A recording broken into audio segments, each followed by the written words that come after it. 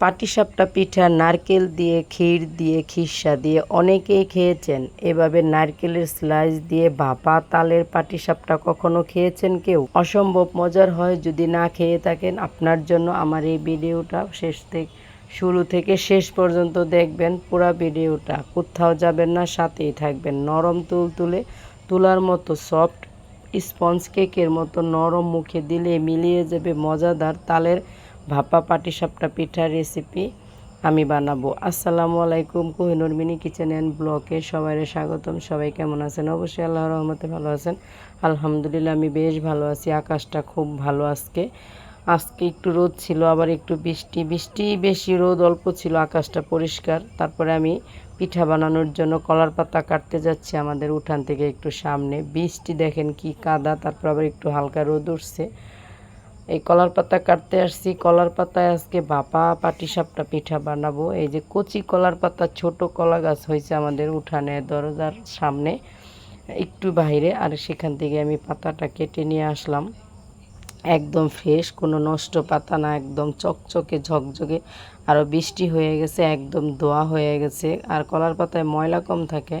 পাতাটা এনে মোড়াতে রেখে তারপরে চলে আসলাম চুলার পাড়ে। আজকে কিন্তু আমি ফুল ভিডিওটা দিছি, এরকম ভিডিও আমি কখনো দিই না। আমার ভিডিওটা কেমন হয়েছে সেটা কিন্তু সবাই কমেন্টে বলবেন। আর ভিডিওটা আমি আজকে ইউটিউবের মতো চড়া করে করতে পারি নাই, লম্বা করেই করে ফেলছি। বুঝতে পারি নাই, প্রথমবার করেছি, আসলে বুঝতে পারি নাই। আমি খুব এক্সাইটেড ছিলাম, এরকম করে ভিডিও করে আজকে আমি আপলোড করেছি। একা একা খুব আনন্দে ছিলাম, কেউ কিছু মনে করবেন না।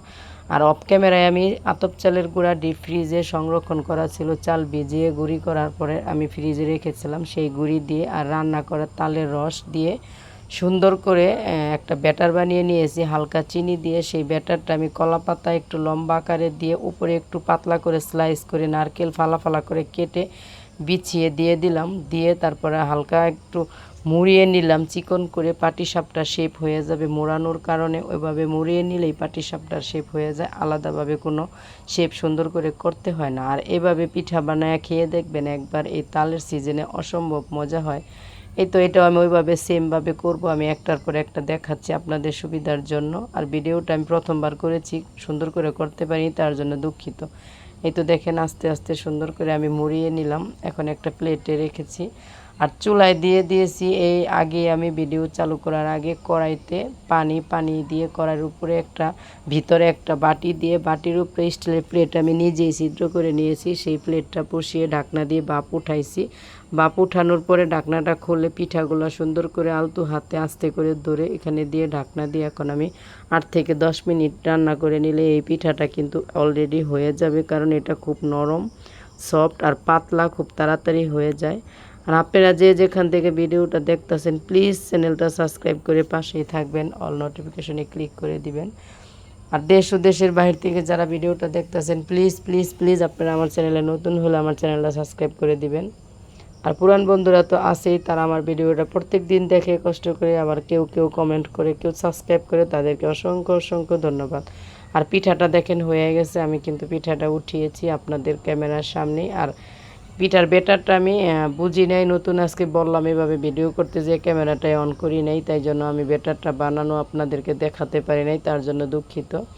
আর যেটুকু করতে পারছি ভিডিও, সেইটুকুই আজকে শেয়ার করলাম। আর ভিডিওটা দেখে আপনারা প্লিজ আমাকে কমেন্টে বলবেন আমার ভিডিওটা কেমন হয়েছে। পিঠাগুলা এত মজা ছিল, একদম স্পঞ্জ কেকের মতন, একদম ফ্লাফি হয়েছে, ভিতরে অনেক মজা হয়েছে। আজকে এই পর্যন্তই, দেখা হবে পরের ভিডিওতে।